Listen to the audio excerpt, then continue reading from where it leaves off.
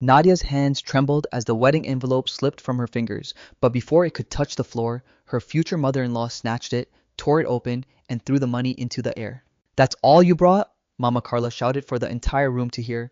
"My son is not marrying a poor village beggar." Laughter erupted around the ceremony hall. Nadia bent down in humiliation, her eyes burning with tears. Then she froze. Around Mama Carla's neck hung an old gold necklace, her mother's necklace, the same necklace that had vanished the night her mother disappeared forever. And in that instant, Nadia realized something terrifying. Pretending to be poor had exposed more than greed. It had uncovered the family connected to the darkest secret of her life. Before we continue, tell me honestly, if the person you love stayed silent while their family humiliated you, would you still marry them? Why or why not? And where are you watching from today? Drop your country and local time in the comments. I love seeing where everyone is joining from around the world. If you enjoy emotional, dramatic stories filled with shocking twists and powerful lessons, make sure to subscribe so you never miss the next one. Nadia Bennett stood in front of a mirror that did not belong to her. It hung crooked on the wall of a tiny rented room above a noisy tailoring shop in Surulere. The fan clicked with every turn. The paint near the window had peeled away in long, tired strips. Outside, buses groaned, generators rattled, and street hawkers shouted over one another as if the city would stop breathing if they did. Nadia stared at her reflection and slowly removed the diamond studs from her ears. Then the watch, then the gold bracelet her father had given her on her 25th birthday. By the time she finished, the woman in the mirror no longer looked like the daughter of one of Nigeria's most feared and admired billionaires. She looked like a young office worker who counted every naira before buying lunch. That was exactly the point. Her father, Mr. Davenport, had hated the plan from the beginning. "You are not proving anything," he had told her in his study, his deep voice shaking with restrained anger. "You are inviting insult." Nadia had stood across from him in plain sandals and a faded blouse, already half transformed into the version of herself she intended to show the world. "No," she had replied quietly, "I am removing the thing that blinds people." Mr. Davenport had looked at her for a long moment. His grief had made him harder in recent years. Since the disappearance of her mother, he trusted numbers more than people, contracts more than affection, silence more than hope. He loved Nadia fiercely, but it was the kind of love sharpened by loss. He wanted to protect her by controlling every door around her. "You think love becomes pure when money disappears?" he had said. "Sometimes money does not corrupt people, it only reveals them faster." Nadia remembered that sentence often. She remembered it the day she met Marcus Langford. They had first spoken at a public housing design forum in Lagos, where she had gone without security, without her family name, and without the polished armor wealth usually wrapped around her. Marcus had been one of the junior architects presenting low-cost housing concepts for flood-prone communities. He had not been flashy, he had not tried to dominate the room. He had spoken with a calm seriousness that made everyone else sound rehearsed. While others pitched prestige, he talked about drainage dignity and mothers who should not have to choose between rent and medicine. Nadia had noticed him immediately. Later, when rain trapped half the attendees under a leaking awning outside the hall, she had watched him give his umbrella to an elderly woman he did not know, and then stand in the rain himself as though kindness cost him nothing. That was how it started. Not with fireworks. Not with seduction. With attention. With decency. With a man who looked at people as if they were real. When Marcus asked for her number, he did not do it with swagger. He did it awkwardly, honestly, like a man who feared presumption more than rejection. She gave it to him. From the beginning, Nadia lied to him. Not about her heart. About her life. She told him she worked as an administrative assistant at a logistics company. That part was not entirely false. Years earlier, she had briefly worked across departments in one of her father's companies under a different surname. But now, she reduced her world even further. She said she lived alone, said her parents were gone, said she had learned early not to expect help from anyone. Those were the lies she used to protect the deeper wounds that were true. Marcus never pushed too hard. That made lying to him worse. He took her to modest places, small restaurants with plastic chairs, roadside suya spots with smoke curling into the evening, a quiet book cafe near Yaba where the power went out twice and neither of them left. He listened more than he performed. He remembered the things she said. He noticed when she was tired. He walked on the roadside part of the pavement without thinking about it. When he laughed, it came from somewhere unguarded. When he prayed over food, he did it simply without display. When he spoke about the future, he never sounded greedy. That frightened her almost as much as it moved her, because if he was real, then she would have to trust again, and trust had never come cheaply to Nadia. He wanted her to meet his family. The first warning came before she even entered their gate. "It may be a little noisy," Marcus said, trying to sound casual as they approached the family house in Enugu during a visit. "My mother likes to have people around." Nadia glanced at him. People around or opinions around? He gave a reluctant smile. Both. The house itself was not poor, not truly. It was old, crowded, and worn at the edges, but it stood on inherited land in a respectable neighborhood. Someone had once loved the place enough to build it with ambition. Now it carried the tired pride of a family determined to look wealthier than it felt. The sitting room curtains were too shiny. The television was too large for the room. The glass cabinet displayed trophies, plastic flowers, and cracked teacups arranged like evidence of class. Mama Carla entered with the energy of someone who did not walk into a room so much as claim it. She was beautifully dressed, heavily perfumed, and sharp-eyed in a way that made warmth look like a strategic weakness. "So," she said, looking Nadia up and down without greeting her properly, "this is the girl. Not woman. Girl. Not welcome. Assessment." Nadia smiled politely. "Good afternoon, Ma." Mama Carla did not answer the greeting. Instead, she looked at Marcus. "You said she worked in an office." "I do," Nadia replied gently. "In what position?" "Administrative support." Mama Carla's face changed almost invisibly. Not enough for a stranger to notice, more than enough for Nadia to understand. Low status, low income, low value. Then came Lila, Marcus's older cousin by marriage, though she behaved like a daughter of the house. She was glamorous, loud, and permanently amused by other people's discomfort. She hugged Marcus, air-kissed nobody else, and let her eyes rest on Nadia's cheap handbag for half a second too long. And after her, Troy came drifting in like the smell of trouble. Younger than Marcus, restless, jobless, charming in the slippery way of men who mistook opportunism for intelligence. Troy grinned too easily and looked at Nadia with immediate calculation. "So, this is our future in-law," he said. "She is quiet. Quiet girls are either very good or very dangerous." Marcus stiffened. "Troy." "What?" Troy spread his hands. "I am welcoming her." "No," Nadia thought. "You are testing whether I have anyone to defend me." Lunch revealed the rest. Mama Carla asked what tribe Nadia's late parents had been from, then asked why no relatives had ever visited, then asked whether she belonged to a church that helped poor girls marry well. Each question wore the mask of casual curiosity. Each one carried a blade underneath it. Lila commented on how difficult marriage could be when a woman enters a family with nothing but love. Troy asked if Nadia believed in supporting a husband during temporary financial pressure, though he said it while not supporting himself. Marcus tried to redirect the conversation more than once. He poured water for her before anyone asked. He answered some questions on her behalf. He told his mother gently but firmly that Nadia had come as a guest, not for interrogation. Each time Mama Carla would laugh and wave him off as if he were overreacting to harmless family banter. But Nadia knew the pattern. Cruel people often hid inside the word joke because jokes gave them an exit. Still, the afternoon could have been worse. That was what Nadia told herself on the bus home. Marcus held her hand in the back seat as the vehicle rattled over potholes and market traffic. The sun was setting. Orange light flashed across his face, revealing the worry he had tried to keep hidden all day. "I'm sorry," he said at last. "For what? My family?" Nadia looked out the window. "Which part?" He winced. "That bad? That obvious?" He fell quiet for a moment. "They need time." Nadia almost laughed. Time. The favorite excuse of good people who wanted evil to soften by itself. Instead, she asked, "And if time makes them worse?" Marcus turned to her, then really turned as if the question had landed somewhere he could not dodge. "I won't let anyone mistreat you." He meant it. That was the problem. He meant it, but he said it softly, as if truth spoken without force could still stand against people who had built their lives on intimidation. Nadia studied him.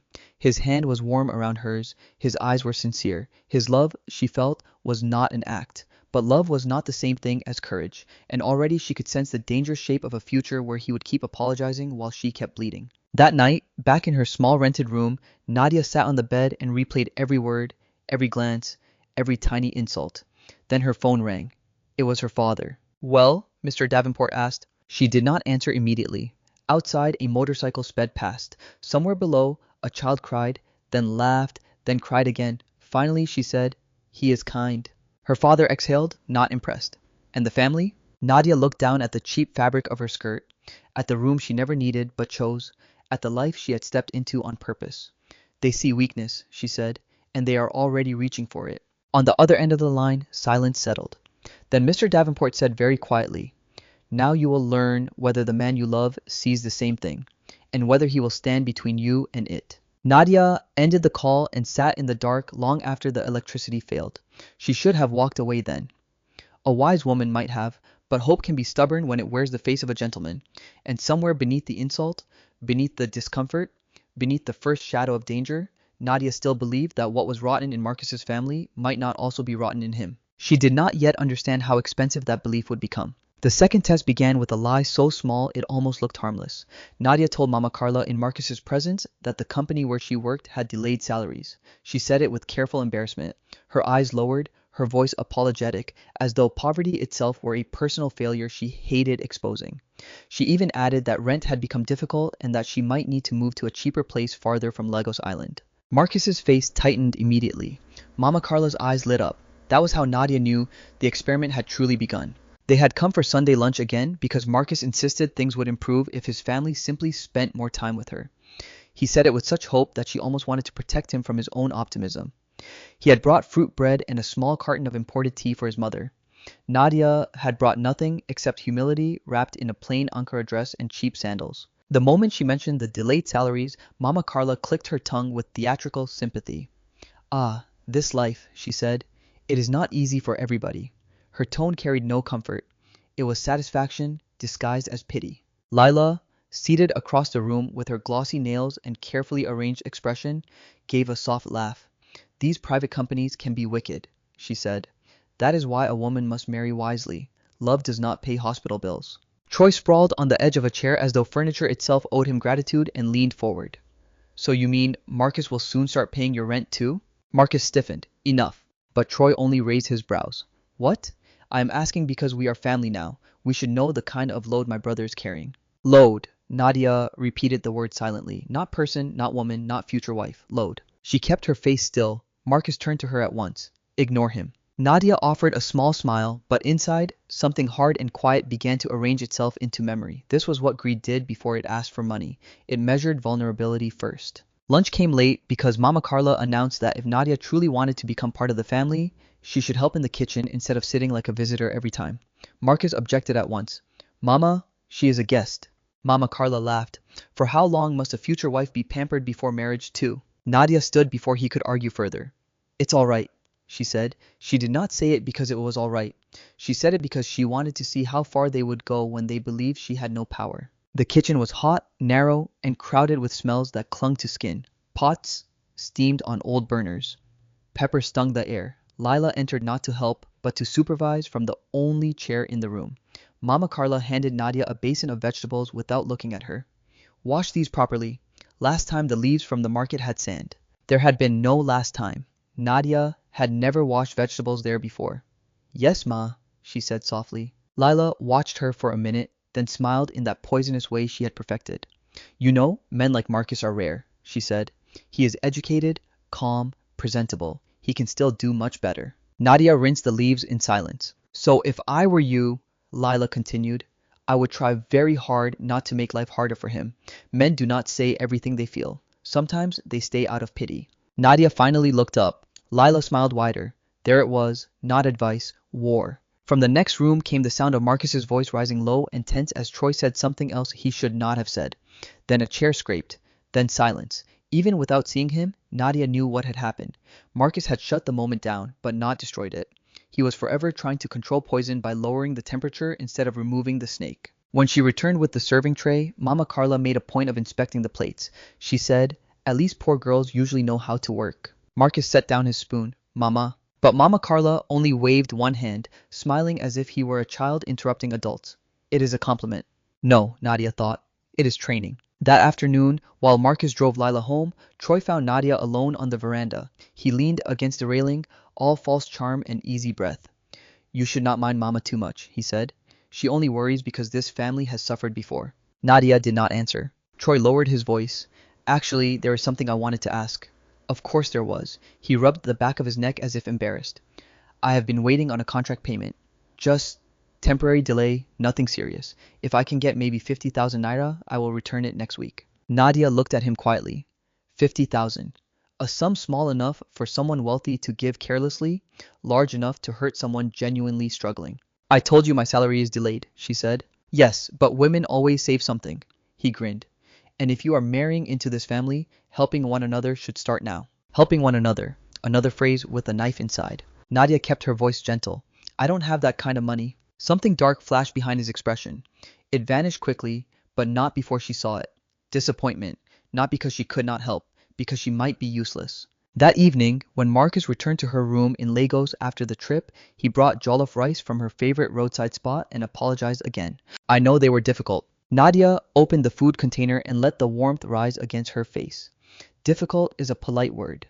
He sat across from her in the tiny room, elbows on his knees, looking larger than the space allowed. His shoulders seemed built for burdens he had never properly learned to carry. I spoke to my mother, he said, and she said she will try. Nadia almost smiled at the innocence of it. Will she? He hesitated. That answer was answer enough. She ate one spoonful, then set the plastic fork down. Marcus, she said quietly, if your family humiliates me now while they think I have nothing, what happens later when life becomes harder? It won't. You don't know that. He lifted his eyes. I know myself. Nadia studied him for a long moment. That was true. He knew himself as kind, honest, different from them. What he did not know, what he refused to know, was that goodness without strength often became an accomplice, not because it wanted evil, but because it could not bear conflict long enough to defeat it. She wanted to tell him that. Instead, she asked, would you choose me if they told you not to? He answered immediately, yes. The speed of his answer touched her. The certainty of it frightened her because she believed he meant it in the private world of his heart. But private certainty and public courage were not always the same thing. The next test came with a lie so small it almost looked harmless. Nadia allowed Lila to overhear a phone conversation in which she told a friend that her landlord might sell her few household items if she fell too far behind. The story spread through the family before sunset. By evening, Mama Carla called Marcus and suggested with oily sweetness that perhaps the wedding plans should remain small so that no one would expect too much from the bride's side. By the next morning, Troy sent Nadia a message asking again for money, this time a smaller amount. Even 10,000 helps, he wrote. Don't be proud. Proud? The audacity almost made her laugh. Then came the worst of it. When Nadia visited the house again, she arrived early and found Mama Carla in the sitting room with two churchwomen. They did not know she had reached the doorway. I am praying the boy opens his eyes, Mama Carla said. Love is good, but hunger is not a wedding gift. One woman murmured sympathy. The other asked, are you sure the girl has no family? Mama, Carla snorted. Even if she has, where are they? A good tree is known by its fruit. If nobody stands for her, it means she comes from nothing. Nadia stood still in the hallway. For one long second, all the noise in the house fell away. If nobody stands for her, it means she comes from nothing. The sentence did not wound her because it was cruel. It wounded her because it struck a place already bruised. Her mother was gone. Her father was living, powerful, protective, but absent from this life by design. She had chosen that absence, chosen to stand alone, chosen this test, and now she was beginning to understand the full price of being underestimated. People did not merely disrespect the poor. They erased their dignity and then blamed them for vanishing. She stepped into the room. All three women jolted. Mama Carla recovered first. Ah, Nadia, you came early. Nadia smiled. A small, calm, terrifying smile. Yes, Ma, she said. And now I know exactly how this family speaks when it thinks no one important is listening. Mama Carla's face changed, only slightly, but enough. For the first time, Nadia saw it. Not just contempt, fear. And in that instant, she understood something critical. This family did not only despise weakness, they depended on it. Nadia did not confront Mama Carla that day. She wanted to. The words rose to her throat, hot and sharp. She wanted to ask what kind of woman measured another human being by the size of her backing. She wanted to ask why kindness seemed to offend this family more than arrogance ever could. Most of all, she wanted to ask why fear had flashed across Mama Carla's face for one brief, naked second. But Nadia had not built this test on impulse. She had built it on patience. So she swallowed her anger, adjusted the strap of her worn handbag, and stepped fully into the sitting room as though she had heard nothing except ordinary conversation. Mama Carla recovered first, smoothing her wrapper with elegant irritation. You are early, she repeated, this time with a thin smile. There was less traffic than usual, Nadia replied. One of the church women offered a stiff greeting. The other looked embarrassed enough to stare at the floor. Mama Carla introduced nobody. She simply told Nadia to sit and wait for Marcus, who had gone out briefly to buy bread. Nadia sat. She kept her spine straight and her face calm. But under that stillness, her mind moved quickly. Families like this rarely showed everything in the main room. The polished cruelty belonged to public spaces. The buried secrets always lived in the corners, in side glances, in locked boxes, in the rooms no guest was invited to enter. When the church women left and Mama Carla disappeared to answer a call in the courtyard, Nadia rose quietly. The house breathed around her in layers. The ceiling fan hummed. A tap dripped somewhere in the back. A television murmured from a neighbor's compound through the window. She moved down the corridor slowly, not like a thief, but like a woman following a feeling she had already learned to trust. She passed the room Marcus once shared with Troy, half open and cluttered. She passed a smaller room filled with old suitcases and a broken sewing machine. Then she smelled something unexpected. Menthol, camphor, the faint medicinal scent of ointment and old age. It came from the back of the house beyond the kitchen. Nadia followed it. The kitchen was empty except for a pot of soup cooling on the counter. Beyond it, a narrow door stood almost closed. It looked less like part of the house and more like an afterthought added later. A place for storage, maybe for tools. No visitor would have reason to go there. Nadia pushed it gently. The room was small, dim, and hot. Light slipped in through one high window. A thin mattress lay against the wall. Beside it stood a wooden stool with a chipped enamel cup, a Bible with missing corners, and a plastic container of pills. A metal trunk sat under a folded blanket, and on the mattress sat an elderly woman. She was so still at first that Nadia almost mistook her for a bundle of clothes arranged upright. Then the woman lifted her head. Her face was narrow and lined, the skin stretched finely over sharp cheekbones. Her hands were delicate but trembling. Her wrapper was clean, yet faded with too many washings. There was dignity in the way she sat, even in that airless room that treated dignity like a luxury. Their eyes met. Nadia felt something strange pass between them. Recognition without memory. Sorrow without explanation. The woman stared at her as though she had seen a ghost. Then very softly she said, "Chiemo, my God." Nadia stepped closer. "Good afternoon, Ma." The woman did not answer immediately. Her gaze moved over Nadia's face with unbearable intensity, lingering on her eyes, her mouth, the curve of her cheek. "What is your name?" the woman whispered. "Nadia." The woman's fingers tightened around the edge of the mattress.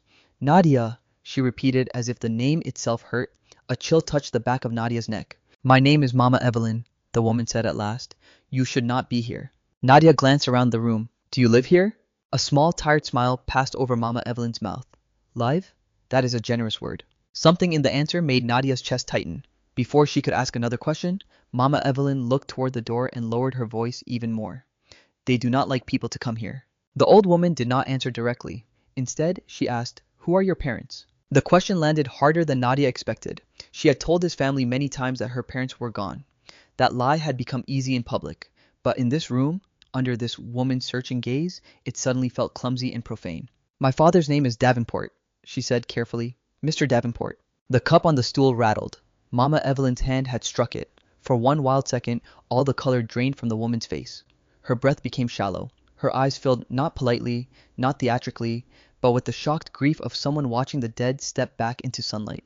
"You know him?" Nadia asked. Mama Evelyn opened her mouth, closed it, then reached toward Nadia with fingers that trembled harder now. "Come closer." Nadia obeyed. The old woman touched her wrist first, then her cheek, as if confirming texture, warmth, reality. Her thumb lingered under Nadia's eye. "You have her face," Mama Evelyn murmured. Nadia's pulse stumbled. "Who's—" But before the woman could answer, footsteps sounded in the kitchen. Heavy, fast, angry. Mama Carla appeared in the doorway so suddenly that the room itself seemed to shrink. For a moment, nobody spoke. Mama Carla's eyes took in the scene. Nadia, standing near the bed, Mama Evelyn's hand still lifted toward her, the entire forbidden intimacy of the encounter, and something ugly flashed across her face. Not surprise, panic, then it hardened into rage. "What are you doing here?" she snapped. Nadia turned slowly. "I was looking for the bathroom." "A bathroom is not hidden inside a private room. I saw the door open, and that gave you permission to enter places that do not concern you."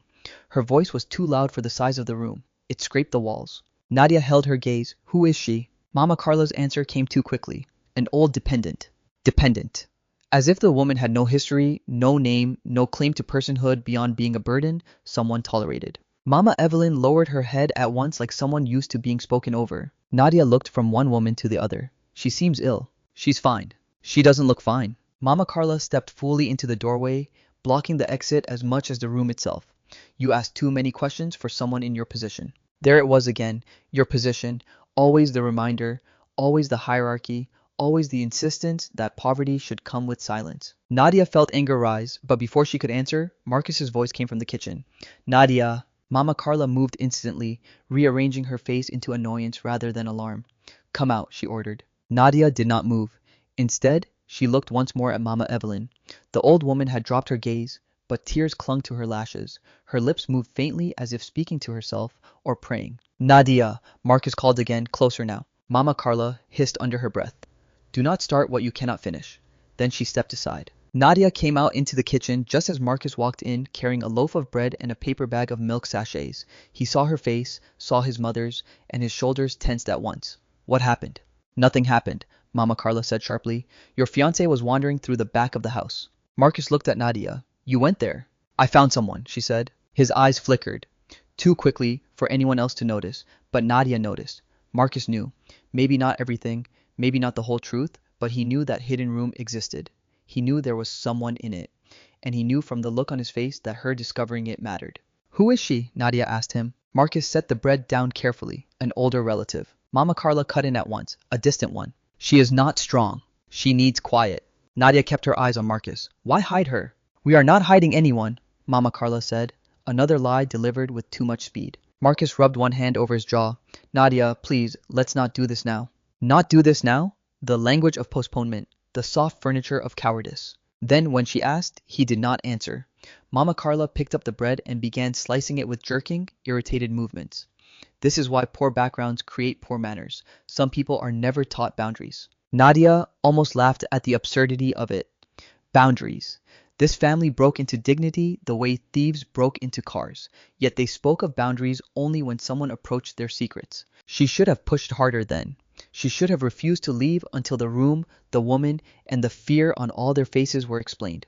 But Mama Evelyn had looked terrified, and Marcus, for the first time since she met him, looked not merely embarrassed by his family, but trapped by them. So Nadia did something more dangerous than confrontation. She waited. The rest of the afternoon passed in a brittle imitation of normalcy.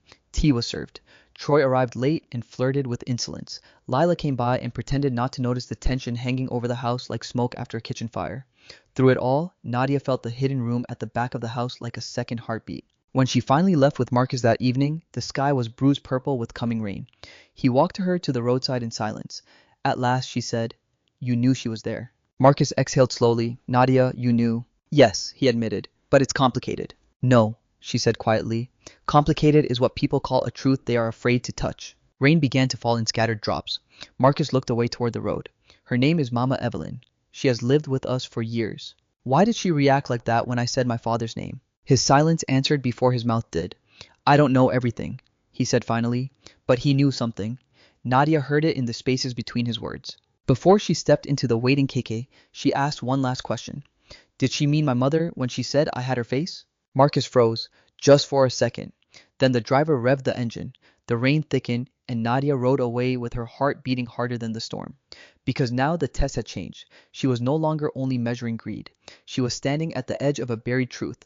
And somewhere inside that cramped back room, an old woman was holding the thread that could unravel everything. The wedding hall had been chosen for one reason only: appearances. It was not the grandest venue in Enugu, but it was polished enough to impress church friends, extended relatives, and every ambitious neighbor who measured human worth by imported chairs, glossy drapes, and how loudly a family could pretend everything was blessed. White fabric hung from the ceiling in soft folds. Artificial roses framed the platform. A keyboardist played slow love songs near the front with the solemn concentration of a man who knew he was providing music for tension, not joy. Nadia stood at the center of it all in a simple cream dress she had chosen on purpose, not because she could not afford more, but because she wanted to see who would despise simplicity when they believed it was all she had. Now she knew. Mama Carla's fingers were still curled from where she had snatched the wedding envelope from Nadia's hand. Torn notes lay scattered across the tiled floor like public evidence of humiliation. A few guests pretended not to stare. Most did not bother pretending. Lila sat with one leg crossed over the other, lips parted in delighted disbelief, as if this was the most entertaining thing that had happened to her all month. Troy stood near the aisle with the restless energy of a man enjoying a fire he had not started but fully intended to warm himself beside. And Marcus stood motionless. That was the part Nadia would remember longest. Not Mama Carla's cruelty, not the laughter, not the paper money floating down around her shoes. His stillness. He had stepped forward when his mother first raised her voice. Nadia had seen the intention in him. The urge to stop this, to shield her, to reject the insult. But intention was not action. And in the seconds that mattered most, he had frozen beneath the weight of his mother's rage. The watching guests, the family name, the lifelong training that had taught him peace was more urgent than justice. So Nadia bent down alone. Her knees did not tremble. Her face did not collapse. Only her chest felt strangely hollow, as though something inside it had already accepted an ending her mind had not yet spoken aloud. She reached for the nearest torn note. Then she saw the necklace. It rested at Mama Carla's throat like an accusation sent from the dead. A gold chain, a teardrop pendant, tiny green stones set around the edge in a pattern like leaves around rain. Nadia knew every curve of it. When she was little, she used to sit on her mother's lap and trace the green stones with one finger while her mother told her stories during storms. The pendant had been custom made in Ibadan by an old jeweler who worked only through referrals from powerful families. There had never been another one like it. The necklace had vanished the night her mother disappeared. For years, that absence had lived quietly inside Nadia like a second orphanhood. Her mother had not only been lost, pieces of her had been swallowed too. Her voice, her scent, her clothes, her version of the truth, even the objects that once proved she had been warm and living and near. And now one of those objects was hanging on Mama Carla's neck, not preserved, not mourned, worn. Something cold moved through Nadia's body, colder than rage and sharper than grief. It was the sensation of a hidden door unlocking. She rose slowly. The hall, which had seemed full a moment earlier, suddenly narrowed around that one shining object. "Mama Carla," she said. Her voice was so calm that it silenced the room more effectively than shouting would have. Mama Carla lifted her chin. Nadia looked directly at the pendant. "Where did you get that necklace?" A flicker crossed Mama Carla's face. Quick, instinctive, almost invisible. But it was there. Then came the sneer. "You think because you have eyes, you can question me?" "I asked where you got it." Layla laughed softly. "This girl has courage now. Amazing." Troy folded his arms. "Maybe she wants to borrow it, since she came here with paper money and big dreams." A few guests chuckled. Nadia never looked at them. Marcus finally found movement in his limbs. He stepped toward her, voice low. "Nadia, let's not do this here." There it was again. Not now, not here, later, some safer time that never came. She turned to him, and for the first time since they met, she let him see disappointment without softening it. "Do what?" "Notice what your family is wearing." The word struck him harder than if she had screamed. He glanced at the necklace too quickly, then away again. He recognized it, or at least he recognized that it mattered. Mama Carla straightened. This was a gift. From whom? That is none of your business. Nadia took one step closer. Guests shifted in their chairs. Even the keyboardist stopped pretending to play. "It becomes my business," she said, "when you are wearing something that belonged to my mother." Silence crashed down so completely that the room itself seemed to recoil. Lila's smirk vanished first, then Troy's. Marcus stared at Nadia as if he had misheard her. Mama Carla recovered by force. "What nonsense is this?" Nadia's pulse hammered, but her voice remained level. "That necklace belonged to my mother. It disappeared the night she vanished." A woman near the back covered her mouth. Someone whispered, "Vanished?" Another guest murmured, "I thought her parents were dead." Good, Nadia thought with grim clarity. Let them hear confusion. Let lies begin colliding with other lies. Mama Carla gave a sharp, humorless laugh. "Now you are inventing rich family stories because you have been embarrassed." Lila seized the opening immediately. "Exactly. First she brings a disgraceful envelope, now she wants us to believe she came from some lost dynasty." Several people nodded, relieved to be handed a simpler interpretation. Humiliated women were easy to dismiss, poor women even easier. Marcus held up one hand. "Enough." The force in his voice startled the room. For one brief moment Nadia saw the man she had wanted him to be, not apologetic, not pleading, firm. He turned to his mother. "Remove the necklace." Mama Carla stared at him. "What did you say?" "I said remove it." "Have you lost your mind?" "Where did you get it?" Marcus asked, and now the tension in him was visible, a wire pulled too tight. "Answer the question." Troy stepped in at once. "Brother, don't be ridiculous. You are letting this girl turn your wedding into a drama." "My wedding?" Marcus snapped, rounding on him. "You think this is still a wedding?" That silenced Troy. Nadia almost closed her eyes. There at last was the wound exposed plainly. He did understand. He had seen the cruelty. He had seen the collapse. He had simply arrived too late to prevent it. Mama Carla's mouth hardened. "I do not answer to children in front of outsiders." Then she reached up, not to unclasp the necklace, but to cover it protectively with one hand. The gesture betrayed her more than any confession could have. Nadia felt it then. Not proof, not yet, but certainty. Mama Carla was not merely wearing a stolen object, she was afraid of what it connected her to. Before Nadia could speak again, a frail voice came from the doorway. It was not hers to wear. Every head turned. Mama Evelyn stood at the entrance to the hall. No one had seen her arrive. Perhaps a driver had helped her in. Perhaps she had come alone, stubborn, with purpose. She wore a faded wrapper and an old shawl despite the heat, and her body shook slightly from the effort of standing so long. But her eyes were clear and fixed on the necklace. Mama Carla blanched. "Mama Evelyn," Marcus said, stunned. "What are you doing here?" The old woman ignored him. She looked only at Mama Carla. I told you, she said softly, that some things do not sleep forever. A murmur spread through the hall. Lila whispered, "Who invited her?" Troy moved toward the old woman as if to escort her out, but Nadia stepped between them before he could touch her. "Don't," she said. Her voice made him stop. Mama Evelyn swallowed hard, then turned to Nadia. "There was blood that night," she whispered, "and rain and lies." Nadia's whole body went still. Blood, rain, lies. Not accident, not disappearance, not the clean, sealed story she had been forced to live with. Marcus looked as though the floor beneath him had shifted. "Mama Evelyn," he said carefully, "please, not like this. Not now, not here, not like this." How many truths had been strangled with those words? Nadia turned to him, and whatever hope still lived between them dimmed another degree. Mama Carla, seeing control slip from her hands, did what frightened people often did when lies began to fail. She attacked. "This woman is sick," she shouted, pointing at Mama Evelyn.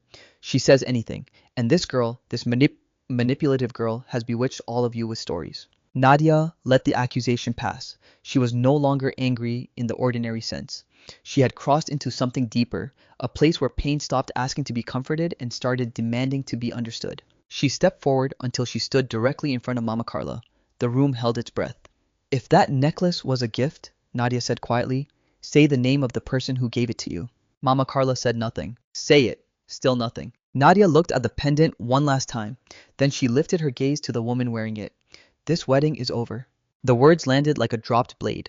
Lila gasped. Troy swore. Several guests began speaking at once, their outrage fueled less by concern than by hunger for scandal. Marcus reached for Nadia's wrist, not roughly, not to control her, but desperately, as if he could stop the collapse with touch alone. "Nadia, wait." She pulled her hand back. "No," she said. He stared at her, shattered now, stripped of all the polite delays he once hid behind. "I didn't know," he said, and perhaps he meant the necklace. Perhaps he meant the depth of it. Perhaps he even meant the whole twisted history beginning to rise from the grave in front of them. But Nadia looked at his face and understood something terrible.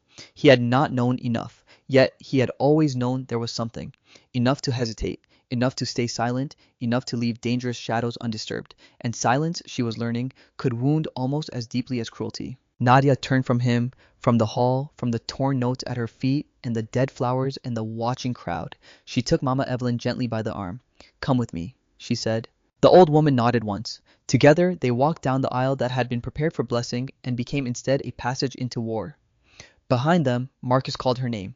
Nadia did not stop because the test was over, and what it had revealed was far worse than greed. It was history. The car door shut out the noise of the wedding hall, but not the damage. For several seconds after the driver pulled away, neither Nadia nor Mama Evelyn spoke. The city moved outside the tinted windows in restless fragments, motorcycles weaving through traffic, women balancing baskets on their heads, boys chasing one another along the roadside, a pastor's banner flapping above a concrete fence. Ordinary life, merciless in its normalcy. Inside the car, truth sat between them like a third passenger. Nadia kept both hands clasped tightly in her lap to stop them from shaking. Her wedding had ended minutes earlier. Her heart should have been breaking over Marcus. Some part of it was, but a deeper force had already taken over, one stronger than romance, stronger than humiliation. Her mother's necklace, blood, rain, lies, and the look on Mama Carla's face when the past had suddenly walked into the room. Nadia turned at last. "Tell me everything." Mama Evelyn leaned back against the seat, exhausted. The old woman's breathing was shallow, as though each inhale had to be persuaded. Yet her eyes remained alert, fixed on some point far beyond the glass. "I should have spoken years ago," she said. "Yes," Nadia replied, her voice gentler than her words. "You should have." The old woman closed her eyes briefly, accepting the blow without protest. The driver glanced once in the mirror, perhaps sensing the weight in the back seat, then wisely looked away again. Nadia gave him her father's address in Ikoyi. She did not explain who she was. She did not need to. Once they passed through the first security gate, explanations would become irrelevant. For another minute, silence held. Then Mama Evelyn said, "Your mother was not the kind of woman people forget." Nadia's throat tightened. "She was kind," the old woman continued. "Not the weak kind, not the kind that lets evil rest. She noticed things. She remembered names. She asked where workers' children were sleeping when other rich people asked only where the wine was chilled." Nadia stared at her. Very few people spoke of her mother with detail anymore.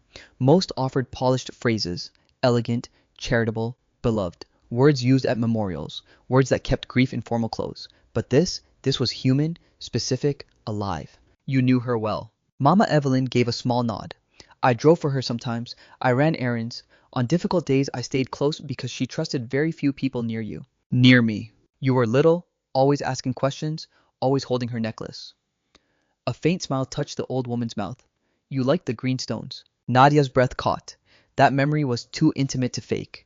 Outside the window, the city blurred. What happened that night? Nadia asked. The old woman's face changed. The softness left it.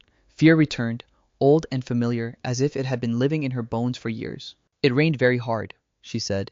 Your mother had argued with someone earlier that day. Who? I did not hear all of it. Only enough to know she had discovered something. Money moving where it should not move. Signatures, land, transport contracts. Mama Evelyn looked down at her hands. There was a man around your father's business circle who had grown too comfortable with power, too sure that nobody was watching him. Nadia thought immediately of the powerful associates who had drifted around her father in those years. Partners, rivals, smiling opportunists in expensive suits, men who spoke loyalty and calculated betrayal in the same breath. Do you know his name? She asked. Mama Evelyn hesitated. Nadia leaned forward. Do you? I know what people called him. The old woman whispered. Mr. Caldwell. Nadia's stomach turned. She knew the name. Adekunle Caldwell, one of her father's former closest business allies, publicly respectable, privately ambitious, a man whose sympathy after her mother's disappearance had once seemed almost saintly. He had sat in their home, held her father's arm, told the press the family needed privacy. And then little by little he had gained influence in parts of the company during the chaos that followed. Nadia, Mama Evelyn said carefully, you know him? Yes. The word came out flat. The old woman nodded as if some grim internal puzzle had just locked into place. That night, your mother left the house herself. She did not take a full escort. She did not want attention. She wanted proof first. Proof of what? That she was right. The answer landed with terrible force. Nadia saw her mother suddenly not as a vanished figure from childhood, but as a woman moving through storm and danger with purpose, chasing a truth no one else yet understood. She told me to drive, Mama Evelyn said. We went toward an old warehouse road outside the city. She said someone was meeting her there, someone who had agreed to hand over documents. Nadia's pulse thundered. What happened? At first, nothing. We waited. The rain got worse. Then headlights came behind us. Not one car, two. The old woman's voice had gone thin now, stretched by memory. Your mother told me to lock the doors. She looked afraid but not surprised. That means she already knew she had been betrayed. Mama Evelyn swallowed. One of the cars tried to block us. I reversed. We skidded. There was shouting outside, men banging on the vehicle. Your mother told me to drive through them if I had to. Nadia pressed one fist against her mouth. We hit the ditch, Mama Evelyn whispered. The car turned. I remember glass, mud, blood, so much rain I could not tell where the sky ended and the road began. The driver slowed slightly at a red light. In the pause, no one breathed. When I woke, Mama Evelyn continued, I was outside the car. I do not know how. Men were there. One was shouting that this had gone too far. Another said it was too late now. Your mother was alive. I saw her moving. Alive. The word flashed through Nadia like lightning. Alive. Her mother had not died instantly in some tragic accident as everyone had been told. She had been alive after the crash. Breathing, moving, needing help. Nadia's voice broke despite herself. Did they help her? Mama Evelyn looked at her with such sorrow that the answer arrived before the words did. No. The car moved again. Traffic swallowed the sound of the city. I heard one of them say the police report must mention rain, speeding, and loss of control, Mama Evelyn said. Another said there could be no witness confusion because confusion creates investigations. Her hands trembled harder. Someone pulled your mother's necklace from her neck. I remember that clearly. She tried to hold it. Even hurt, she tried to hold it. Nadia shut her eyes. For 1 second she was 5 years old again, reaching for that same pendant while her mother laughed softly and told her not to break the chain. When she opened her eyes, the world felt changed at the molecular level. Why did no one know? She asked. Why didn't you come forward? I tried. Nadia froze. Mama Evelyn nodded once, shame hollowing her face. I tried first with a police officer. He told me to go home and be grateful I was still breathing. Then a man came to see me. He knew where my sister lived. He knew where my son worked. He knew the hospital ward where I was recovering. He said, poor women who confuse themselves with rich people's battles often disappear without anyone asking questions. Nadia went very still. My son panicked, Mama Evelyn said. He begged me to keep quiet, but he died not long after. Fever. Bad treatment. No money. She gave a broken laugh with no humor in it. Silence did not save him. It only made me a coward for free. Nadia stared at her, and then another piece moved in place. Your son, she said slowly. Who was he? Mama Evelyn looked out of the window. Marcus's father's younger cousin, she said. I stayed with that family after everything because I had nowhere else to go.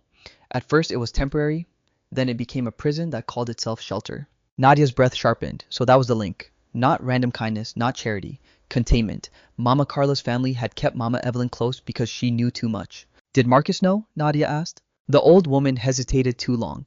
He knew there was a story, she said at last. Not all of it, but enough to know I was not just an old dependent. Pain flared hotter now because it had shape, not total betrayal, something more complex, more devastating. Marcus had sensed rot. He had simply chosen not to tear the floorboards up. By the time the car turned through the gates of the Davenport estate, Nadia no longer felt like a rejected bride.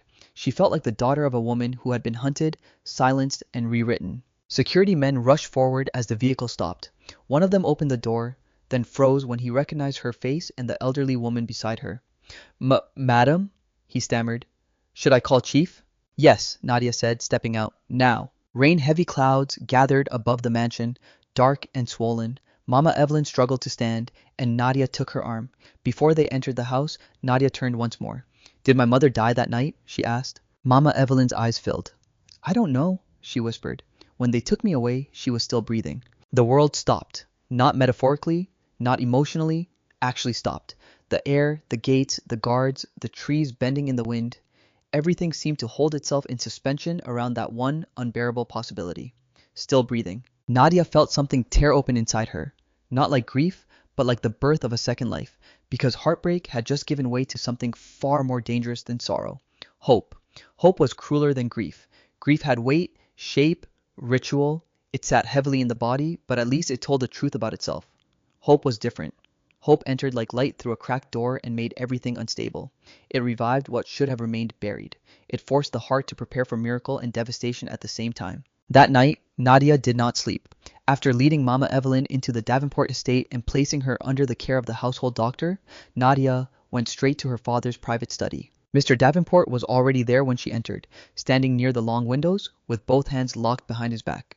He had changed since the days when she was a child, running into his office with scraped knees and impossible questions. Time had hardened his face and thickened the silence around him. Men in power often looked larger inside rooms built to flatter them. But tonight, as he turned and saw the state she was in, the smeared wedding makeup, the torn edge of her sleeve, the absence of the fragile future he had reluctantly allowed her to chase, he looked for one bare second like a father before he looked like a titan. Nadia, he said. That one word almost broke her. But she did not cry. Not yet. She told him everything. The humiliation at the wedding hall, the necklace, Mama Evelyn's story, the warehouse road, the rain, the men, Mr. Caldwell's name, and then finally the sentence that changed the air in the room. She was still breathing. Mr. Davenport sat down very slowly. For several seconds he did not speak. Nadia had seen her father angry, commanding, cold, even devastated in quiet, private ways. She had never seen him look as though the architecture of his life had just shifted beneath him. When the police came to me, he said at last, his voice low and rough, they told me the vehicle overturned in the rain. They said your mother died before she could receive help. They said there were no witnesses who could give a clear statement. She was alive, Nadia said. His eyes closed. She was alive, he repeated. Then he stood so abruptly that the leather chair scraped the floor. I will have Caldwell buried in court, in public, and in memory. Nadia looked at him sharply. You're sure? Mr. Davenport turned. I have been sure of his ambition for years, but ambition is not murder, and suspicion is not evidence. After your mother disappeared, everything was smoke. Financial records shifted. Men changed their stories. People who once begged for invitations began acting like guardians of the company. Caldwell stepped in too fast, too smoothly. I saw it. I hated him for it. But by then, I had a child to protect and a collapsing empire to hold together. His voice tightened. So I chose survival. Nadia heard the bitterness in that last sentence. Not pride, not defense, regret. The butler knocked softly and announced that Mama Evelyn had been settled in the East guest suite. Mr. Davenport dismissed him with a nod, then turned back to Nadia. There is one more question, he said. What did Marcus know? The room went still. This was the wound she had been circling since leaving the wedding. Not the mother who might have been left to die, not the necklace passed like spoil between guilty hands. Marcus, his stillness, his hesitation, his too late outrage. Nadia looked away first. I'm going to find out. Mr. Davenport's expression hardened at once. No. Yes. No. He repeated louder now. That family is compromised. The son may be softer than the rest, but softness has never prevented betrayal. He loved me. The words came out before she could soften them. Her father's gaze did not change. Did he protect you? Nadia said nothing. Mr. Davenport moved closer. A man's feelings are not the same as his character, Nadia. That hurt because it was true. But truth, she was learning, could arrive from more than one direction at once. I still need to hear it from him, she said quietly. Mr. Davenport stared at her for a long moment, then gave the smallest nod of permission. Not approval, permission. Not alone, he said. Alone? His jaw tightened. Nadia, I have been insulted in front of strangers, lied to by people who wanted me small, and dragged into the graveyard of my own family's history. I will not ask a guard to stand beside me while I ask one man whether he chose cowardice or loyalty. She lifted her chin. I need to see his face. Mr. Davenport looked at the daughter in front of him and understood, perhaps, that the child he had tried to shield had already crossed too much fire to be managed like fragile glass. Fine, fine, he said, but he does not leave this estate unseen. Nadia did not answer. An hour later, Marcus arrived. He came without his mother, without Troy, without explanation. Security had searched him. The staff led him through the front hall, not as a guest, but as a tolerated risk. When Nadia saw him standing in the smaller drawing room beneath a brass chandelier, he looked as though the last hours had aged him years. His suit jacket was gone, his white shirt was wrinkled, his eyes were red-rimmed with exhaustion and something deeper than exhaustion. Shame, perhaps, or fear of finally being asked the one question he had been avoiding long before he knew its exact shape. For a moment, neither of them moved. Then Marcus said her name. Nadia. The tenderness in it almost undid her. Almost. She remained standing across from him, arms folded lightly, not from cold, but from control. My father knows, she said. Marcus closed his eyes briefly. I assumed he would. Do you know who Mr. Caldwell is? His silence lasted 2 beats too long. Yes, he said. Nadia felt something inside her drop. Not surprise, confirmation. She nodded once. Start from the beginning. He swallowed. I didn't know the full story. That is not the beginning. Marcus looked at her with naked pain. Please. No. Her voice sharpened. You don't get to ask me for softness tonight. Not after leaving me alone in that hall while your mother humiliated me in front of a room full of people. Not after telling me over and over that your family only needed time. Not after standing next to a hidden room in your own house and pretending complexity was innocence. Each sentence landed. He did not defend himself. That made it worse. Finally he said, when I was younger, I used to ask who Mama Evelyn really was. My mother always said she was an older relative who had nowhere to go. But that answer never matched the fear around her. She wasn't treated like family. She was watched, silenced, managed. Nadia said nothing. Marcus continued, voice strained. Once, when I was in university, I came home unexpectedly and heard my father and my mother arguing in the back of the house. My father had been drinking. He said keeping old stories alive would destroy all of us one day. My mother said the woman had no proof, no power, and nowhere else to run. Nadia's stomach tightened. What old stories? I didn't know then. He looked down. I asked my father later. He slapped me so hard I tasted blood. He told me never to repeat what I heard. Nadia stared at him. And you obeyed? His face flinched. At first, yes, at first. Years later, after my father died, I started asking Mama Evelyn questions. She would never answer directly, but she said enough to make me understand there had been a woman from a powerful family. A crash. Men who changed reports. A necklace. His voice dropped on that last word. She once said some people wore stolen things because guilt was easier to survive if it looked expensive. Nadia almost laughed from the brutality of it. Instead, she asked, and still you said nothing. Marcus lifted his head. I didn't know it was your family. That excuses silence. No. Then what does? He had no answer.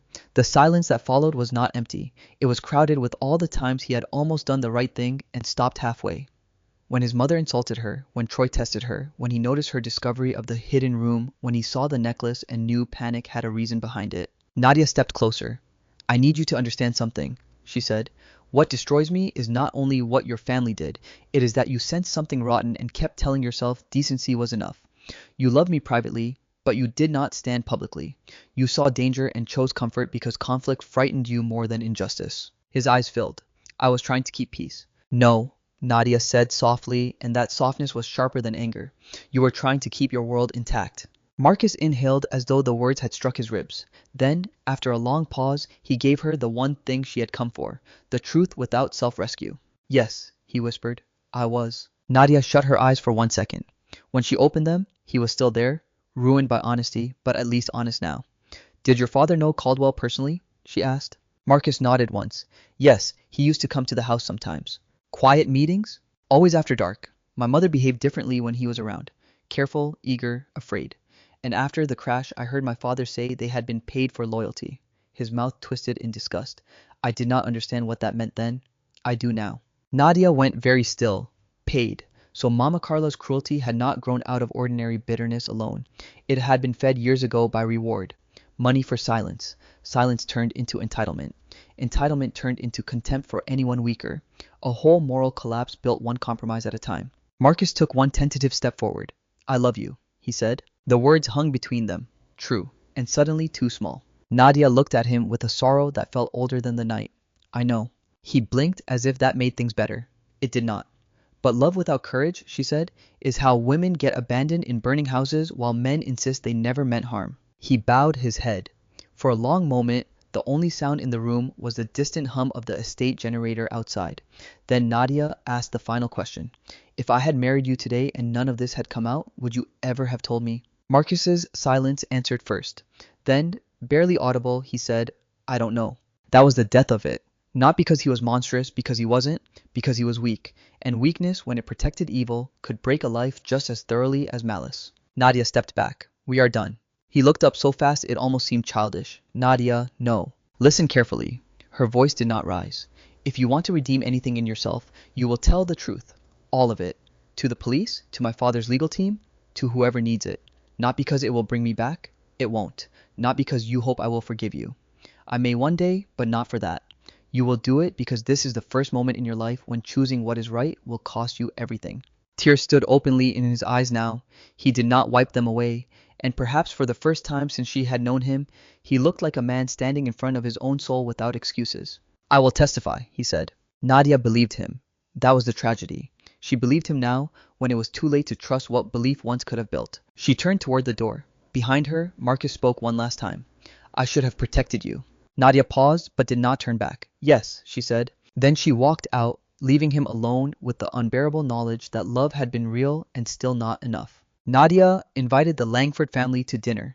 The message was brief, polite, and dangerous in its calmness. She wrote that too much had been said in anger, too much had broken in public, and too many elders had now become involved. For the sake of dignity, she wished to host a private reconciliation meeting at a neutral venue in Lagos. She said nothing about forgiveness, nothing about restarting the wedding, nothing about apology, but the tone was respectful enough to tempt them. Mama Carla accepted first. Of course she did. Women like her mistook silence for surrender and composure for weakness. She likely believed Nadia had gone home, cried under silk sheets, and finally understood that no matter what private pain she carried, she still needed marriage more than truth. Lila accepted next, eager in the way scavengers were eager when they smelled a second performance. Troy agreed almost immediately after hearing there would be important elders present. He probably hoped influence or money might still spill loose from the wreckage. Marcus was the last to reply. His message contained only 3 words. I will come. Nadia read it once and set the phone down. The venue she chose was not a restaurant, not a home, and not a hotel ballroom. It was a private conference suite on the top floor of one of the Davenport Group's older commercial properties overlooking Victoria Island. Modern, discreet, heavily secured, and large enough to hold truth without letting it escape. By evening, everything was ready. At the center of the room stood a long, polished table set with water glasses, untouched food, and folded linen napkins. The arrangement suggested diplomacy. The cameras hidden within the light fixtures suggested judgment. Behind a tinted glass partition, 2 lawyers sat with files, audio transcripts, and notarized statements. In a side lounge, 2 senior police investigators waited with patience sharpened by months of reopened paperwork. Mr. Davenport remained in a separate room for now, unwilling to enter too soon and turn the gathering into raw intimidation before the facts had been spoken aloud. Nadia stood alone near the window when the first guest arrived. She wore no diamonds, no dramatic gown, no display of power beyond the one she had deliberately hidden for too long. Her dress was dark green, elegant, and severe. Her hair was pulled back simply. On one wrist, she wore the watch her father had given her years earlier. It was the only visible sign that the poor office worker they had mocked had never existed except as a mirror held up to their character. When Mama Carla entered, she paused just slightly, just long enough to register the room, the standard of the building, the quiet efficiency of the staff, and the fact that the receptionist downstairs had greeted Nadia not as a guest, but as someone whose presence belonged. Still, she recovered quickly. Nadia, she said with practiced dignity, this is unexpected. Nadia smiled faintly, so was having my wedding envelope torn open in public. The words landed cleanly. Mama Carla's mouth thinned. Lila came in behind her wearing perfume strong enough to enter before she did. Her eyes swept the room greedily. Troy followed, trying to look relaxed and succeeding only in looking alert for opportunity. Marcus arrived last in a plain dark shirt, quieter than the rest, his face carrying the drained stillness of a man who had already begun living with consequences. For a few moments, nobody sat. Then Nadia gestured toward the table. "Please," she said, "let's begin." Mama Carla lowered herself into a chair with false grace. "I appreciate this," she said. "Families should settle misunderstandings privately." "Some things should have been private," Nadia replied. "Cruelty should have been one of them." Lila let out a soft exhale. "We all said things in the heat of the moment." Nadia turned to her. "Did I?"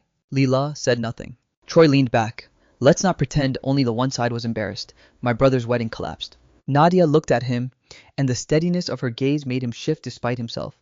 "Yes," she said, "because your family built it on contempt and silence." Marcus closed his eyes briefly. Mama Carla clasped her hands on the table.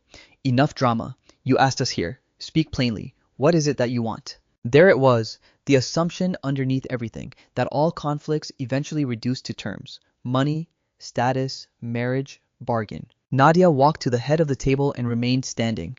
"What I want," she said, "is truth, and tonight you are going to help me get it."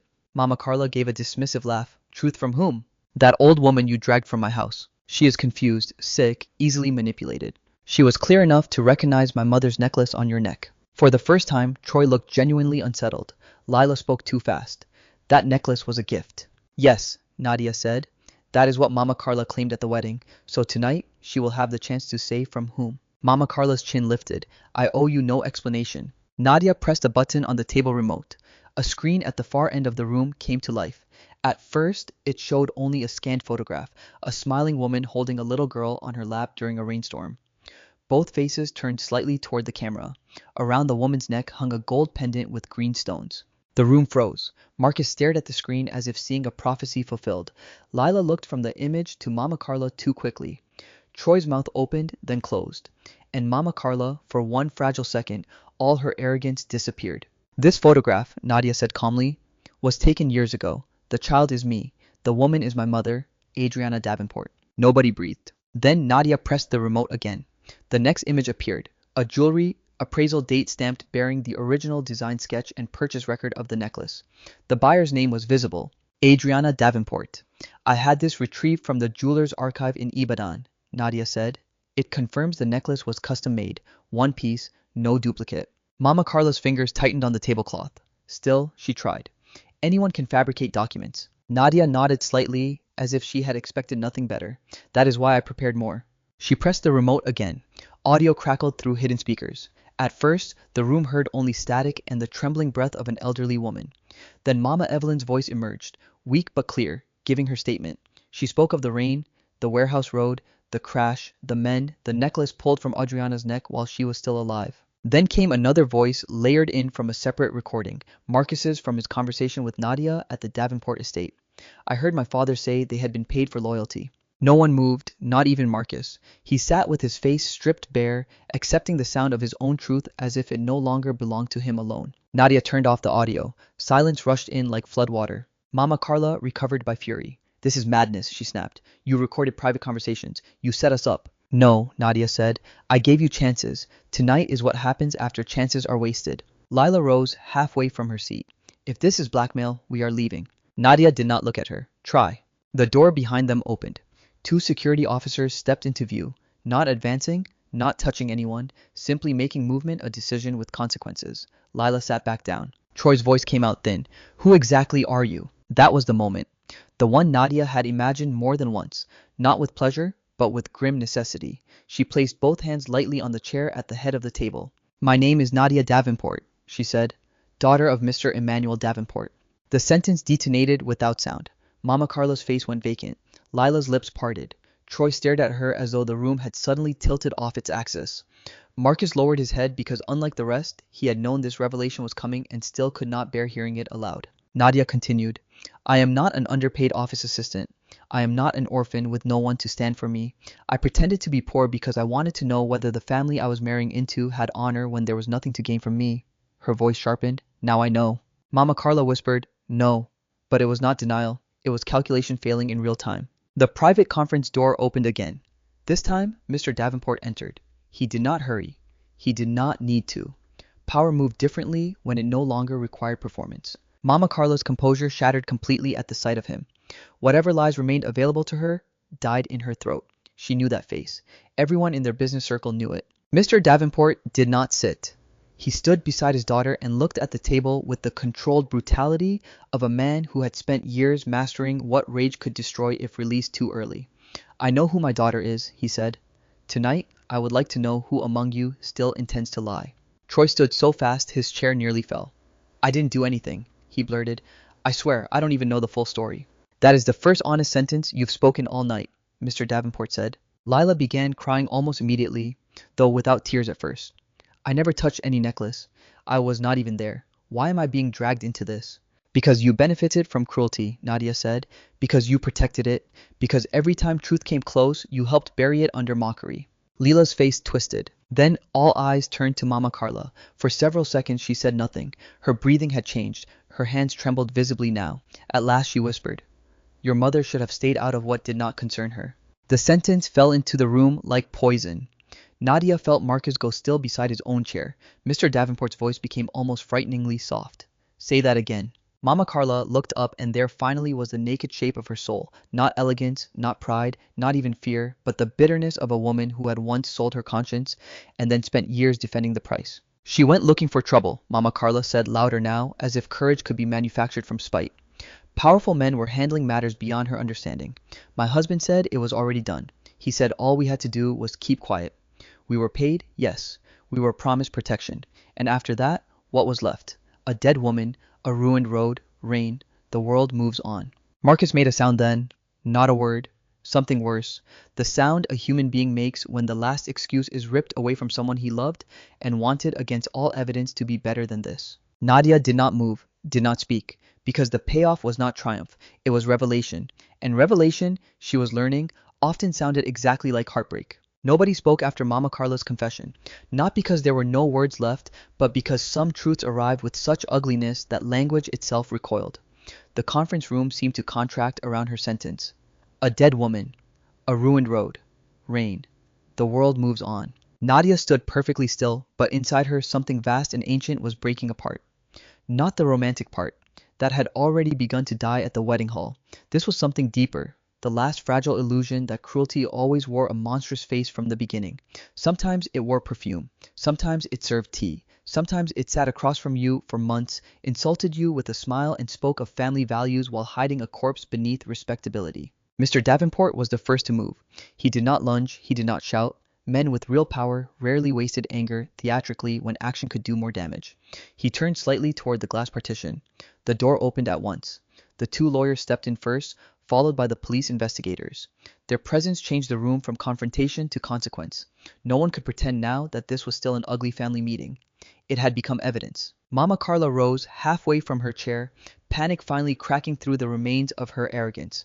What is this? She demanded.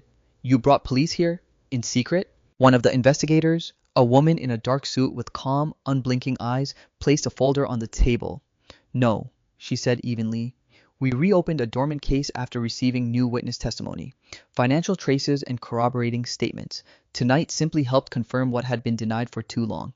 Troy backed away from the table as if distance alone might erase his surname. I told you I didn't do anything, he said again, louder this time, almost pleading. I wasn't there that night. I was a child. The second investigator nodded once. Then you should be careful not to interfere with adults making statements about crimes. Lila began crying properly now, the tears arriving at last. They ran down perfectly made-up cheeks in thin, angry lines. This is madness, she said. My children are at home. I came here for dinner. No, Nadia said quietly. You came here because you thought I was weak enough to negotiate with. Lila looked at her as if seeing her for the first time. Not the girl in cheap sandals. Not the bride they had shamed.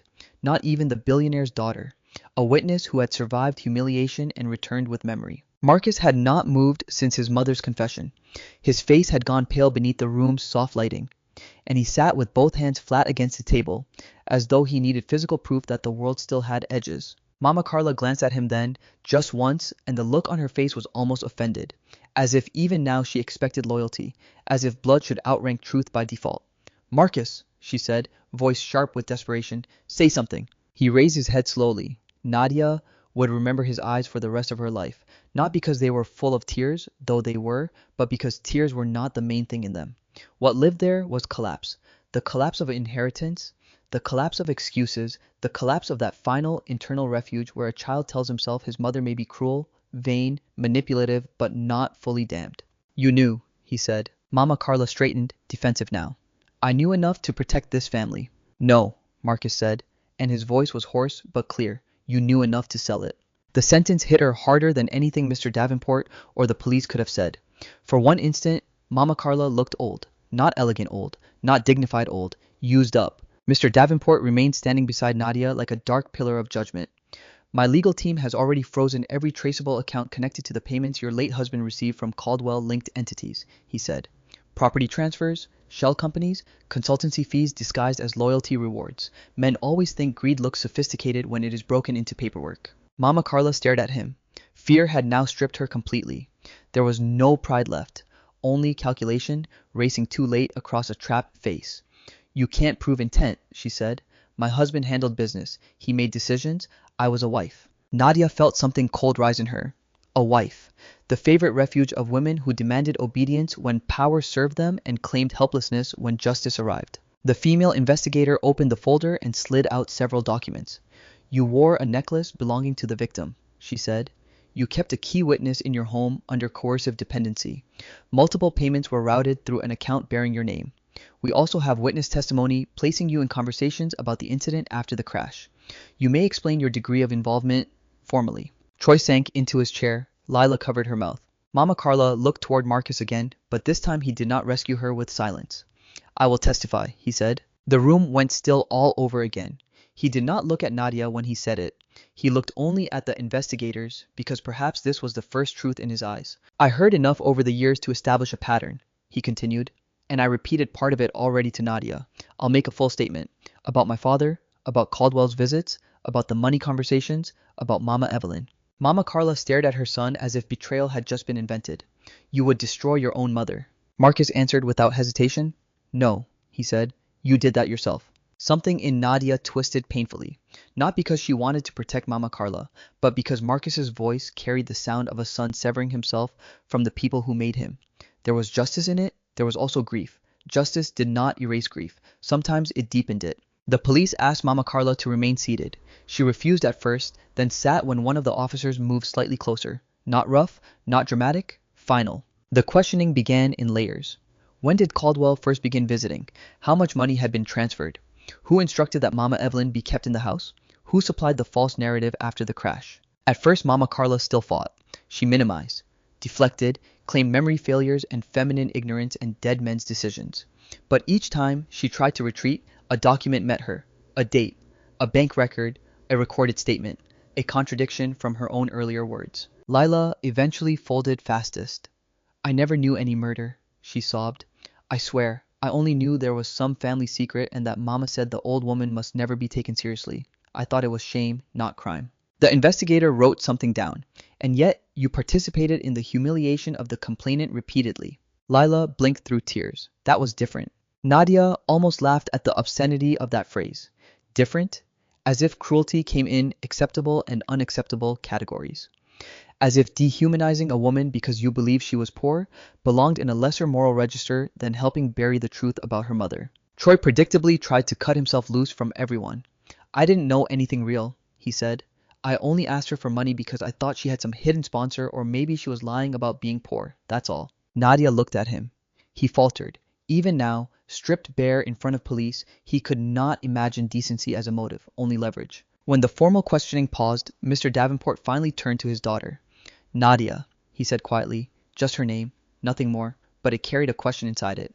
Are you all right? No, she thought. No, not remotely. Instead, she said, I want to see Mama Evelyn's full statement brought under legal protection tonight. One lawyer nodded immediately, already in process. And Caldwell? Mr. Davenport's expression hardened. He has been under surveillance since yesterday. He won't vanish easily. The idea that the man who helped crush her mother's truth was still alive, still wealthy, still moving through boardrooms and public charity events in expensive clothes made Nadia's skin crawl. But that reckoning would come. Tonight belonged to this room, to this family, to the small domestic empire of spite and greed that had believed poverty made a woman easy to erase. Eventually, the investigators informed Mama Carla that she would need to come with them for formal processing and a recorded statement under caution. She began protesting again. Health issues, status, church reputation, the humiliation of being taken publicly. But the officer simply waited until the performance exhausted itself. As they guided her toward the door, Mama Carla twisted once more toward Marcus. After everything I did for you, she hissed, you choose strangers. Marcus stood. Nadia thought he might break then, might tremble, might retreat. Instead, he answered with a steadiness she had once prayed to see and received only now after the prayer no longer mattered. No, he said. I'm choosing the people you taught me not to see as human until it was too late. Mama Carla left without another word. Lila went next, escorted separately after signing an initial statement. Troy followed with the helpless resentment of a man learning that consequences did not care how unserious he felt inside. And then the room emptied. Only Nadia, Marcus, Mr. Davenport, and the lawyers remained. The silence that followed was unlike the previous ones, less explosive, more human, the kind that came after a storm when the debris was visible everywhere and nobody yet knew which pieces were salvageable. Mr. Davenport spoke first. You have done what was necessary, he said to Marcus. It was not praise, but neither was it contempt. Marcus nodded once, eyes lowered. I know. Mr. Davenport turned to leave, then paused and looked at Nadia. In that glance, he understood that whatever remained to be said between her and Marcus did not belong to fathers or police or law. He left with the lawyers. The door shut softly behind them. Now only two people remained at the long table where a wedding might once have been negotiated and a crime had instead been unburied. Marcus did not come closer. He seemed to know that distance was the only respect left available to him. I meant what I said, he told her. I'll keep testifying however long it takes. Nadia nodded. I know. He swallowed. That doesn't fix anything. No. His mouth trembled once, almost imperceptibly. I loved you, he said. The past tense nearly undid her, not because the feeling had vanished, but because both of them understood what he meant. Love had been present, real, insufficient. Nadia looked at him across the wreckage of everything they had been. I believe that too, she said, and that, more than accusation, more than rage, seemed to wound him most, because if she had called him a liar, he could have defended himself. But she knew the truth. He had loved her and still failed her. Sometimes that was the cruelest verdict of all. The city looked different to Nadia, not because Lagos had changed. Lagos never waited long enough for one woman's heartbreak to rearrange itself around her. The traffic still roared. Market women still argued over tomatoes with operatic conviction. Construction cranes still carved new ambitions into the sky while old buildings cracked in the shadows beneath them. The city remained what it had always been, hungry, glittering, merciless, alive. What had changed was the way Nadia moved through it. She no longer moved like a woman proving anything. Not to strangers, not to society, not even to the ghosts that had followed her since childhood. The court proceedings had begun earlier. Mr. Caldwell had been arrested after attempting first to negotiate, then to threaten, then to disappear through a private border route that underestimated how thoroughly Mr. Davenport and the investigators had anticipated rich men's habits. Mama Carla's statement had shifted 3 times under pressure before hard records and Marcus's testimony pinned her to enough truth that lies became useless. The newspapers feasted as newspapers always did. But this time Nadia did not hide from the noise. She let the story breathe in public, not because public spectacle healed anything, because silence had protected evil for too long. Still, legal justice, even when it arrived, did not come with music. It came with dates, signatures, postponements, witness preparation, forensic review, old records resurrected from dust, and the exhausting labor of proving what the powerful had once buried beneath influence. There was no single triumphant day that restored her mother or erased the years of false mourning. There was only movement, forward, painfully, honestly. And in the middle of that movement, Nadia made a choice that had nothing to do with revenge. She created the Adriana Foundation. The announcement was simple by billionaire standards. No chandeliers, no parade of empty celebrities, no giant smiling portraits. Just a modest but elegant hall in Lagos, rows of invited journalists, community workers, legal advocates, and women from shelters whose stories had never before been asked for unless someone wanted campaign material. The foundation would do 3 things. First, provide legal aid and emergency support for women trapped by coercion, family abuse, and financial dependency. Second, create housing and care networks for elderly domestic workers and caregivers who had been discarded after giving their lives to other people's homes. Third, fund investigative support in cases where poor witnesses were pressured into silence against wealthy perpetrators. When Mr. Davenport first read the proposal, he had looked at his daughter for a long moment and said, "You are building a weapon." Nadia had answered, "No, I'm building what I wish existed before my mother died." Now, as she stood at the podium on the foundation's opening day, cameras turned toward her face and not toward scandal for once. Mama Evelyn sat in the front row in a soft blue wrapper chosen by Nadia herself. The old woman looked healthier now, though age and sorrow still lived in her bones. She no longer slept in a hidden room behind anyone's kitchen. She had sunlight, medical care, her own space, and for the first time in years, the dignity of being addressed before being handled. Nadia looked down at her once before beginning. Mama Evelyn smiled, a small smile, steady enough to carry an entire history of survival. Nadia spoke without notes. She spoke of how cruelty fed on secrecy, how poverty was often treated not as hardship, but as evidence that a person could be ignored. How many women were called difficult, emotional, unstable, ungrateful, or shameless the moment they threatened systems built on their silence. She did not name Mama Carla. She did not name Caldwell. She did not make the foundation an altar to personal grievance. Instead, she made it larger than herself. The most dangerous lie, Nadia said into the microphone, is not only that the powerful can rewrite truth, it is that the powerless will never be believed when they remember it. The room held stillness after that line, not performance stillness, recognition. When she finished, the applause rose gradually, then fully. Not because she was a billionaire's daughter, not because the press loved a redemption arc, but because pain, when transformed into purpose without losing its humanity, had a force people recognized even before they understood it. After the event, women approached her one by one. Some wanted help, some wanted to bless her. One elderly cleaner held Nadia's hands and said through tears, "Thank you for making old women visible." That sentence stayed with her all afternoon. Later that week, she visited the first property the foundation had renovated into a transitional home for elderly women abandoned after decades of domestic labor. It was not extravagant. White walls, open windows, clean beds, a courtyard with hibiscus and shade, a kitchen that smelled of pepper soup and soap and safety. Small things perhaps to people who had always had homes.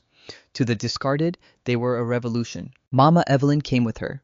As they walked slowly through the courtyard, the old woman touched the back of one chair, then the frame of a window, then the painted wall, as if confirming the place was real. "You named one of the rooms after me," she said at last. Nadia smiled. "You wanted me to name a room after my mother instead?" "Yes, I did that too." Mama Evelyn stopped walking. For a moment, Nadia thought the old woman might cry. Instead, she took Nadia's hand and pressed it once firmly. "You are your mother's daughter," she said. The words entered more gently than the same idea once would have. Months earlier, they might have felt like a burden, a command to continue someone else's interrupted life. Now they felt like inheritance in its truest form. Not wealth, moral direction. By then, Marcus had testified 3 times. He had lost almost everything attached to the old life. Family, standing, social ease, the illusion that decency could remain abstract and still count as virtue. He had moved out of the family house long before the final asset review made it unlivable as a sanctuary of denial. He had taken contract work far below what his resume might once have secured, because his name now opened conversations with suspicion before respect. Some people thought he had betrayed his family, others thought he had only done the minimum a moral man should have done much earlier. Both were true. Nadia did not see him during those months, not because she spent her time trying to avoid him, because distance was part of honesty. Forgiveness, she was learning, was not the same as access. Then, one afternoon, after speaking at a community rebuilding event funded jointly by the foundation and a public housing design group, Nadia saw him again. The event had been held in Enugu in a renovated civic lot where children were already turning newly painted benches into climbing structures. Vendors sold bottled drinks under umbrellas. Local organizers moved folding chairs while the last of the sun washed the building's gold. Nadia had just stepped away from a cluster of reporters when she noticed a familiar figure near a display board showing low-cost housing models, Marcus. He stood in a pale shirt with rolled sleeves speaking to 2 younger architects. He looked leaner than before, less polished, more exact. There was a gravity in the way he listened now, as if life had carved out whatever softness in him had once confused peace with goodness. He saw her almost at the same time. The conversation around him stopped. For one suspended second, the noise of the event dimmed, then he excused himself and walked toward her, not quickly, not with expectation, just openly. "Nadia." His voice carried no claim, only recognition. She answered with a small nod. "Marcus." He glanced toward the event banners. "The foundation is doing real work. So is your housing team." A faint smile touched his mouth. "I'm trying to earn the right to say I build things now." The honesty of that made something in her chest soften, not reopen, soften. They stood in silence for a moment. Two people connected now, less by romance than by the ruins that had forced them both to become more honest than they once knew how to be. "How is Mama Evelyn?" he asked. "She's well?" He nodded, relief passing across his face so quickly it almost vanished. "Good. And you?" He considered the question before answering, which was itself a kind of growth. "I don't like my life as much as I like my conscience," he said, "but for the first time, I know which one matters more." Nadia looked at him for a long moment. Once that answer would have made her love him harder. Now it simply made her respect the pain it took him to become the man he should have been earlier. "That matters," she said. A group of children ran between them, chasing a ball, shrieking with laughter. Both stepped aside instinctively. By the time the children passed, the air had changed. Lighter somehow. Not because the past had vanished, but because neither of them was asking the present to lie about it. Marcus took a breath. "I don't expect anything from you. I know. I wanted to say that seeing what you built." He paused, eyes on her steady now. "It helped me understand that surviving something is not the same as letting it define the borders of your life." Nadia felt the evening breeze lift a strand of hair near her temple. "That took me a while to learn," she said. He nodded. "Me too." A volunteer called her name from across the lot. Another wanted a photo. The event was still moving forward because life always insisted on doing that. Nadia looked back at Marcus. There was no dramatic reconciliation, no sudden embrace, no dishonest promise. That love once broken under the weight of cowardice and buried truth could simply return because both people had suffered enough. But there was something real, something earned. Peace. Not the weak peace he once clung to. The stronger kind, the one that comes only after truth has cost everyone what it must. Nadia gave him a small, calm smile. Marcus returned it.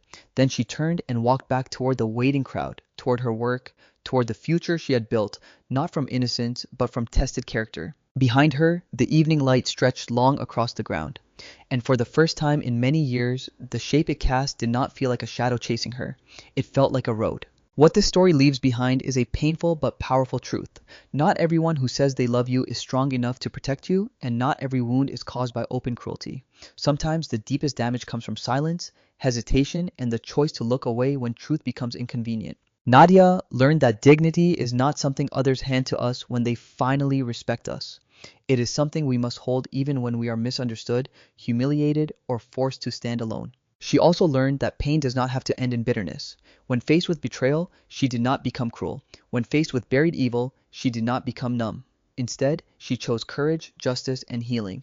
That is what makes her journey so powerful. Life often tests people in hidden ways. Money, status, and appearances can disguise character for a while, but truth always reveals who is built on integrity and who is living behind a mask. And when that truth comes out, it may break your heart, but it can also set your life free. Real healing begins the moment you stop begging to be chosen by people who only valued your usefulness and start choosing your own worth with clarity and courage. If this story touched you, tell me in the comments. What was the most heartbreaking moment for you, and what lesson stayed in your heart the most? And if you enjoy emotional, powerful stories about truth, betrayal, justice, and healing, subscribe to the channel so you do not miss the next one.